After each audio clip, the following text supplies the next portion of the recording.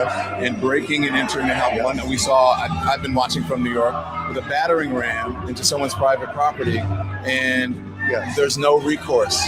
There's no, you understand what I'm saying? This is all part of a much larger dialogue, in my opinion. On one side are people who watch a previous. It's the same guy listed as a pastor here at City's Church. So what to get our house in order, and that's what we were here to do. They said that they think you lost and this didn't accomplish anything, and you went into their house, the house of the Lord. The reality is the house of the Lord is a place where love lives. It's not a place where you can have a pastor masquerading as the director for the field office of ICE in St. Paul. And you're sure he's in it? If you go to City's Church website, you will see him listed as a pastor. And the moment I mentioned his name, I tried to say, I am a reverend. You asked for the Lord to put your house in order. The moment I mentioned David Easterwood, he tried to shut me down. So you can go to their website and see Dave Easterwood listed, David Easterwood, and he's all over the court decision that just came out in with Judge Melendez, where the ACLU filed suit on behalf of 6 Minnesota residents because of the abuse by ICE and them violating people's constitutional laws. He also appears on C-SPAN with Christy Nome. That is the same guy listed as a pastor here at City's Church. So what happens next, Nikema? What do you think this does? It depends on this church. I know that this church will never be the same after today. And I think that the people who worship here will have to decide which side are they on. The side of the Lord, truth, righteousness, or justice, or the side that pretends to be on the Lord while harboring someone who is helping to perpetuate evil on our community. The guy who oversees ICE agents. How dare you claim to be a minister of Jesus? I am a reverend. I am a lawyer.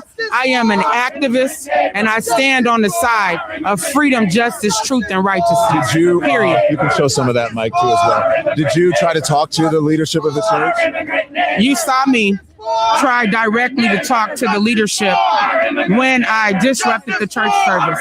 And he tried to shut us down after we mentioned David Easterwood. Yeah, I asked him, why don't you try to talk to the folks? And he said that, this was a disruption and, Yeah, because they didn't read the Bible where Jesus came into his Father's house and flipped over tables because they were pretending to worship the Lord. They were pretending to follow the word, but their actions were not in alignment. So we came and flipped over a table today. This injustice, this unrighteousness. You came over and flipped over a table. All right, sister. While also being the director of the field office for ICE in St. Paul. Absolutely not. You're going to continue to do this? We will continue to do whatever is necessary to bring justice to our community and justice for Renee Good. Thank you. And now what? You can't tell me, right? Do you want me to hold your mic or you're good? You're good? Okay. And you can talk to any of the people, out here as to why they're here standing for justice. Let's talk to these guys. Thank you, Nikema. I hate to interrupt the loudest guy here. How are you? Nice to meet you. What's your name? William Kelly. I've actually filmed for Jolly Good Ginger on your show. Oh, wow. I'm a good buddy of Jolly's. Yes. How are you? Why are you here? I'm here to stand up for immigrant rights. I'm here to stand up for humanity. We're seeing a clear violation of the Constitution every day. So I'm standing up. White man out there. You know what I mean? White man. What we talking about? You standing up for everybody. That's what we talking about, man. That's what we celebrating, bro. I don't know about some people. Some people's outside of New York City wilding, son. I'm not gonna hold you. Some people's here illegally, and they are wilding. I'm not gonna hold you, son. In New York City, I don't know how it's going on in your cities. So if people are against illegals and people that scheming against countries, I don't know. That's between you and whatever you think. You feel me? But right now, was Renee an illegal? Was her wife an illegal? They were U.S. citizens. That situation should have never escalated to the height that it did. Okay? There was many things going wrong from the very, very beginning. It's not about taking no side to say this side and that side. It's just looking at that whole video unbiasedly, take yourself out of it, your emotions out of it, and just looking at it. It's a lot of things that's happening that's leading up to her untimely passing away. It's a lot of things that's leading up to it. The ICE agent jumping out, him, whatever his reason is, he's the first escalator of the situation to me. So I don't know what the car was really going to do. She waved on 2 people to go, the second person being the ICE agents. So why would she be blocking y'all if she's telling y'all to go?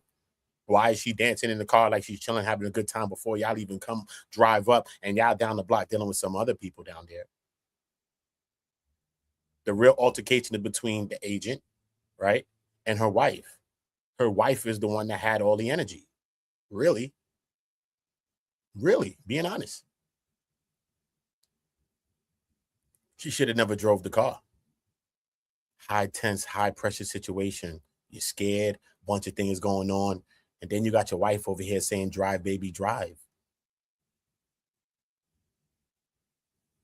I think the wife was escalating the situation from the beginning. I think that the first officer should have never had his phone in his hand. And if it was anybody that should have been detained, it should have been her wife. He should have detained her as soon as he came, because she was escalating the situation from the very beginning. If you feel so, right, just do that then. I don't think you should detain her because she's American and she's filming you like I would probably be doing. Like, what are you doing here? Why aren't you going to deal with somebody that's an illegal?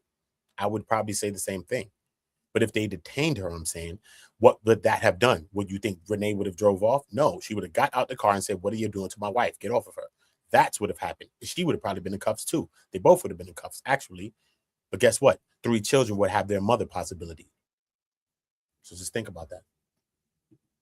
My immigrant community, we're all immigrants. We're all the sons of immigrants in this nation. Yeah. You know, my ancestors showed up at Ellis Island. We're given a name. We're given citizenship. Why is